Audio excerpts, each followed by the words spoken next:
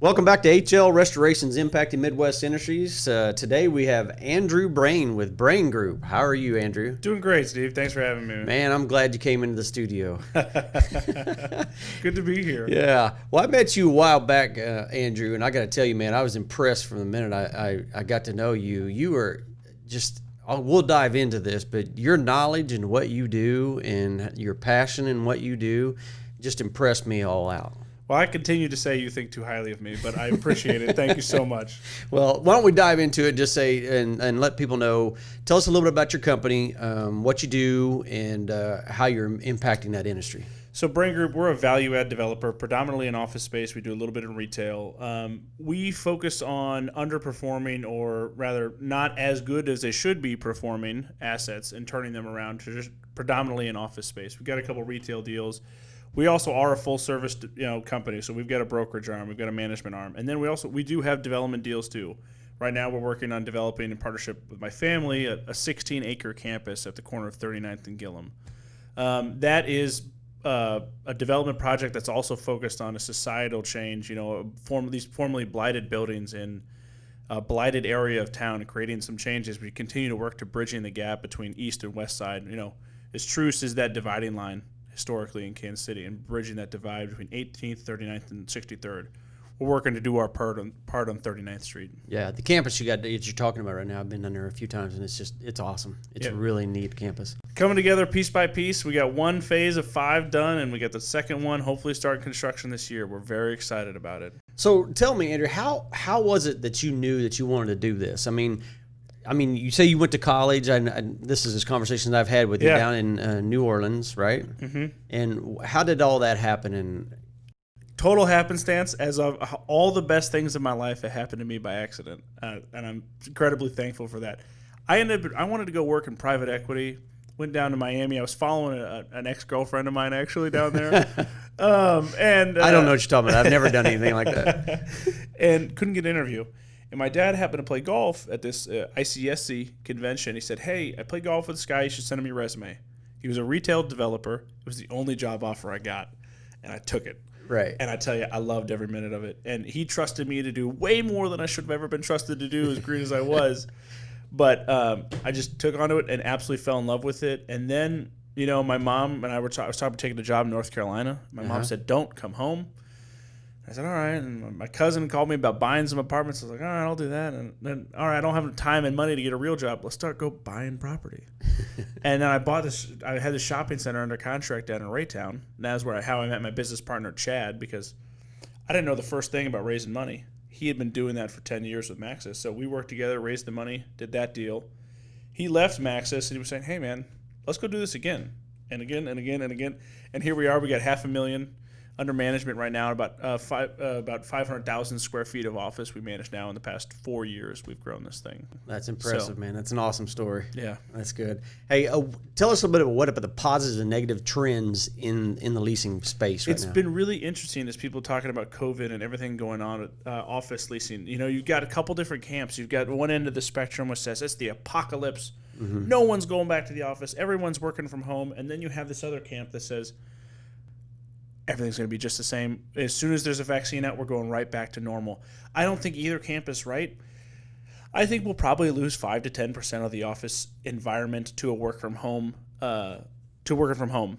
because the back office clerical tasks, data input people, call center, that can be done in a home environment. Although, arguably, some of those people, those are the ones that need more management. Right. And so it's interesting. You segue that into, the number one asset we've been talking about for the past 10 to 15 years in terms of employee attraction and retention has been company culture.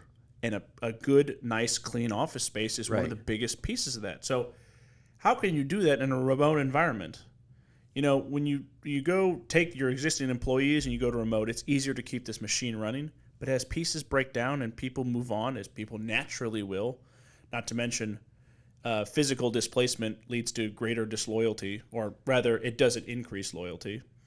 So as you introduce new elements to that, how do you train those new hires in that company culture and get them bought into that in a remote environment? It becomes incredibly difficult, which is why I think we're up in here, this side of the spectrum, where we're seeing 80 to 90% of the office coming back, and it'll be fairly what it used to. And then what's also happening is, we're moving to this open workspace where everyone's desks were crammed into a wide open room. With COVID and air transmission, people are talking about, well, let's de-densify these offices, going back to more private offices. The Midwest was already a more private office environment. Mm-hmm.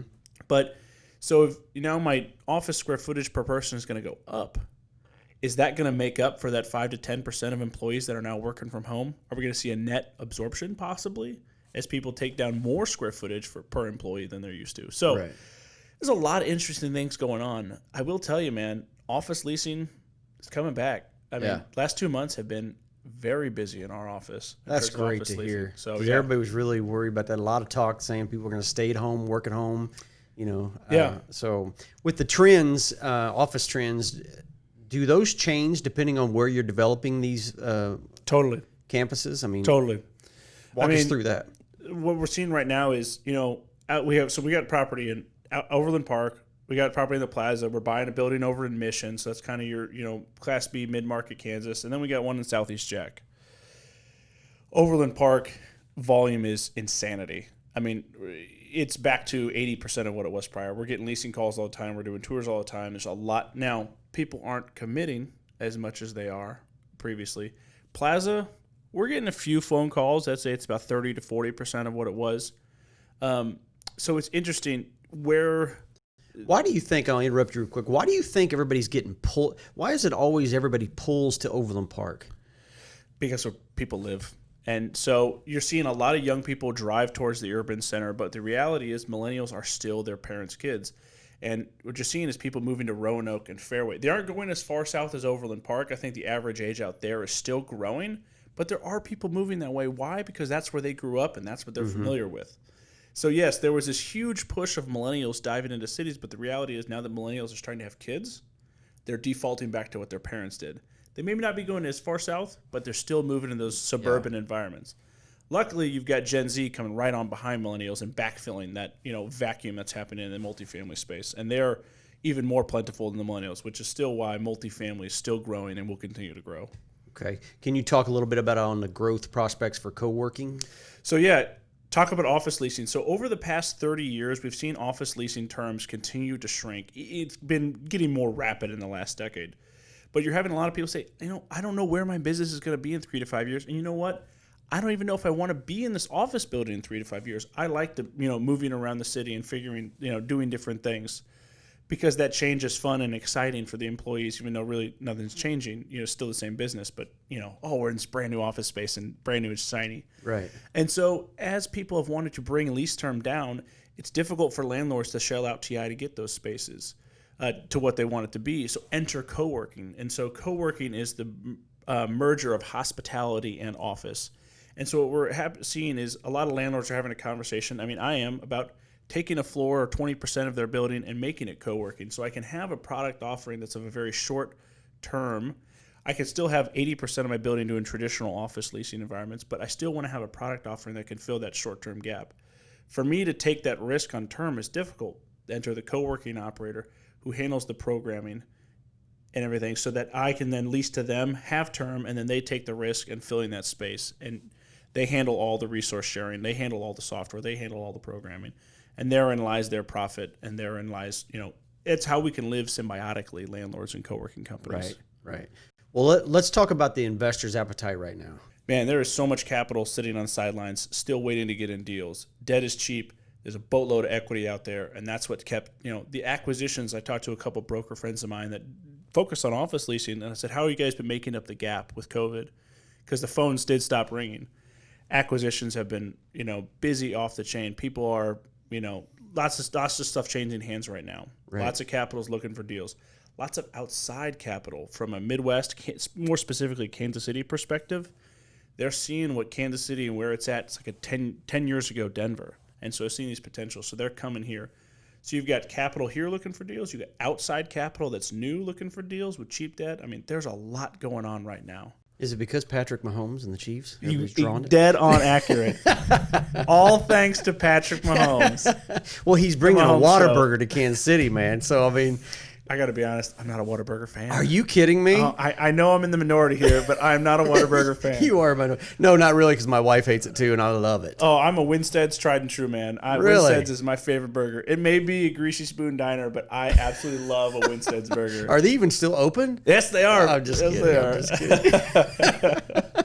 So, who knows? With the downtown, I mean, you got all kinds of different districts and everything that's growing. What's the rumor now, or where do you see or hear things moving? Where are you moving in the next big crossroads, or I think things continue to move east. You're seeing a lot of activity in East Crossroads, building off of the momentum built on West Crossroads, because they really can't go west because you end up against the hill and you got West Side up there, so it's geographically detached. So you see moving east. You also see the city saying, we want things to happen and we want to help bridge the gap with the east side. So again, like what we talked about, bridging that east-west divide, it's 18th, it's 39th, it's 63rd. You're seeing a lot of stuff happen on 18th Street with the crossroads going east, so I think that will continue to happen. We talked about 39th, and then 63rd, East Brookside. I don't know if you guys have seen what Butch Rigby has done over there, buying these buildings over there. He's done a fantastic job with these buildings. He's not the only developer, but he's the one doing the most over there. So again, cheap land, city incentives, that's where you're going to see development happen, and that's where the east side. That's where it's headed. And yeah, that's my opinion. Okay, all right. Well, anything new that you're working on? So yeah, there's a couple things. I'm actually really excited. In January, I'm gonna actually be president of the board of Midwest Innocence Project. It's a cause that's very near and dear to my heart, and I'm fantastic organization, fantastic staff, fantastic mission. Really excited about it. We actually get wrongfully convicted people out of prison. And last year, what was the name of it again? Midwest Innocence Project. Okay. Can we put the website? You got a website or anything? Oh, yeah. Okay. Yeah, definitely. Well, send us the website and we'll put it up on Fantastic. It's an amazing cause. One of my good friends is a guy named Ricky Kidd. Ricky was a client of MIP. He was in prison for 23 years for a crime he didn't commit. Oh, okay. You got it. It's an incredible story. I highly recommend you look it up. Ricky, Kidd, Ricky Kidd. Fantastic guy. Fantastic organization. To look that up. Well, congratulations on that, by the way. Thank you very much. But I have some questions I want to ask you, some more questions. Do you have any fast food horror stories? Fast food horror stories. I know that you love barbecue, and I know you like. I can't ever get you out of downtown area. You are a downtown Midtown man. That's my bubble. Yeah, that's your bubble. So I know you eat a lot at a lot of restaurant stuff. So tell us a little bit of fast food horror story. Was I had a buddy in high school, went to Rockhurst. He had a buddy who worked at the Chick-fil-A at Ward Parkway, and let's just say I would not eat at that Chick-fil-A for a long, long time. So you can't go into details. I'm not going to go into detail at all. All right. Chick-fil-A is a wonderful company, but I will not eat at that establishment based on what I've heard. Not that certain location, right? No. What is a ridiculous common expression people use? A ridiculous common. Oh, it's different this time. I think that is the most dangerous phrase ever, especially in terms of economics. Oh, it's different this time, or it's different. Or politics. Things are so. Oh yeah, he's different this time. It's not going to be the same thing over and over again. It's the same thing over and over again. Things are cyclical. Things repeat themselves. So we're fooling ourselves. Yeah. If your life had a theme song, what would it be? Oh God. Interesting question. I got to go with. Something AC/DC or Aerosmith. My wife's probably going to hate me for this, but I'm going to say Highway to Hell. It's one of my favorite songs. I absolutely love it. Why would you hate AC/DC fan. I don't know. Just not the best sentiment. The song is a Highway to Hell, man. But yeah, it's a great song. Yeah, I do love it. What is something that I wouldn't believe about you? I'm interested to know this. Oh, God, I don't know. You wouldn't believe about me.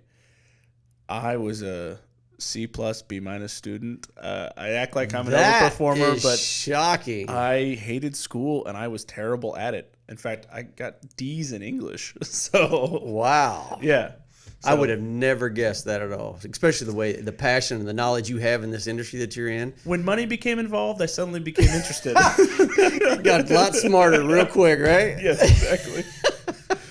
That is hilarious. Yeah. Well, I appreciate you coming on this show, Andrew. Thank you for having me. I have one last question for you, though. If you were to pick a restoration company what company would it be here in the Kansas City area? I'd have to be HL Restoration. You guys have saved my butt more times than I can count. That's good. Good to hear. But you guys reach out to Andrew if you have any questions. Is it all right if I get your information put Fantastic, up? yeah. Yeah, we'll put Andrew's information on the screen. Make sure you go share, like, follow us, make some comments. If you like the interview, tell us what you like, what you don't like. And until then, see you next time. Thanks, Andrew. See you next time. Thank you so much. All right, buddy.